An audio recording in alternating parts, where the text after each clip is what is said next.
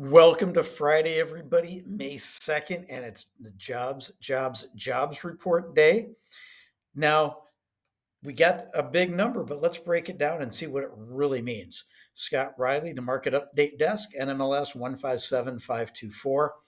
Well, we had a much stronger, on its surface, BLS jobs report than what we expected.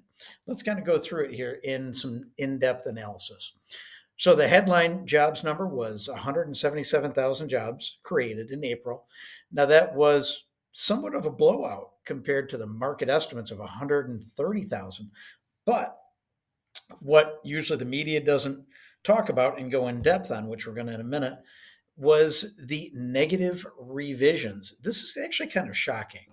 So we had a 15,000 job reduction in the February report from 117 to 102, and the March report was revised lower by 43,000 from, remember, that huge number 228 to 185. So the combined negative revisions was 58,000 to the downside. So if you look at that, subtracting the 58 from the 177, we actually came in net lower than expected. But the market and the bond market really isn't seeing that. Now, when we look at this, and the fact that the BLS just flat out doesn't seem to get numbers right, and it causes a lot of heartburn for us on the mortgage side with rates and bonds reacting in a way that it just doesn't seem correct. So the total revisions for the first two revisions for the February report was subtracting 49,000 jobs from the initial report. So the initial report wasn't anywhere close to what it should be, but yet everything's being traded based on that when it comes into play. Now, the birth death model for the April report, that's the BLS's formula for determining how many businesses were formed or terminated during that month. That showed 393,000 to the jobs numbers in non seasonally adjusted numbers. It's a ridiculous number, especially when you look at ADP, which focuses on private payrolls. They showed small businesses only added about 14,000 jobs last month. So the disconnect, the reality is this report's nowhere near reality when you get to the street level.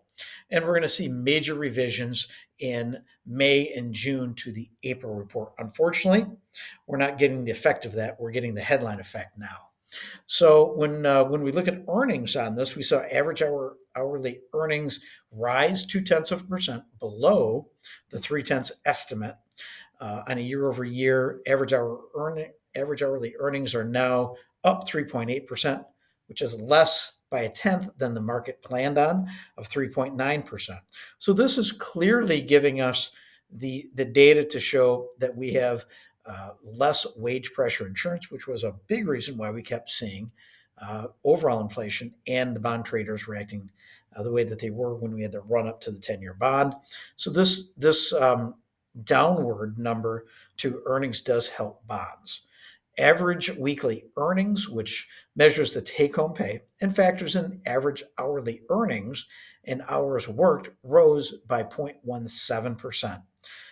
Hours worked were unchanged after an upward revision of 1/10. So it came in at 34.3 average weekly earnings. We're up 4.1%, which is up from 3.5% in March. Now, keep in mind, there's two reports within the BLS. What I just went over was the headline number.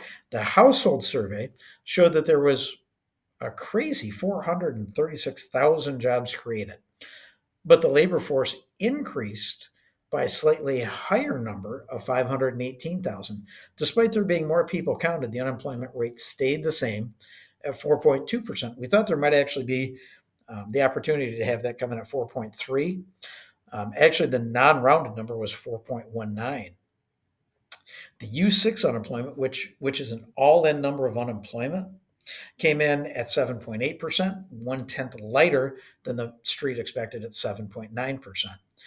But when we read all this with continuing claims, if there are all these jobs created, why are people taking longer to get new jobs if all these new jobs are created. It just shows you the BLS is completely disconnect from the street level to what they're reporting. And unfortunately, we're taking a hit today. Mortgage-backed securities are down 17 basis points. 10-year bond is up 8 to 4.304 as I'm looking at the ticker right now.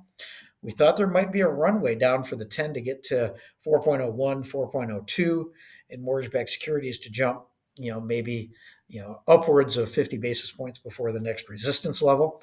Obviously, we did not get that. Now, could this report start to get some reversal in the market as these numbers are digested and traders look at it more closely? Yes, probably not today. Maybe we'll get some benefit or relief from it next week.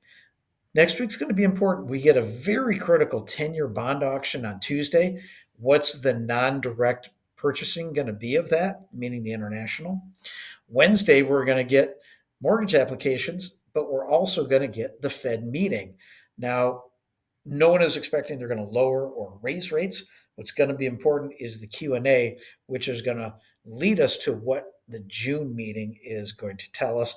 That's the meeting that we're forecasting a potential decrease in the Fed rate.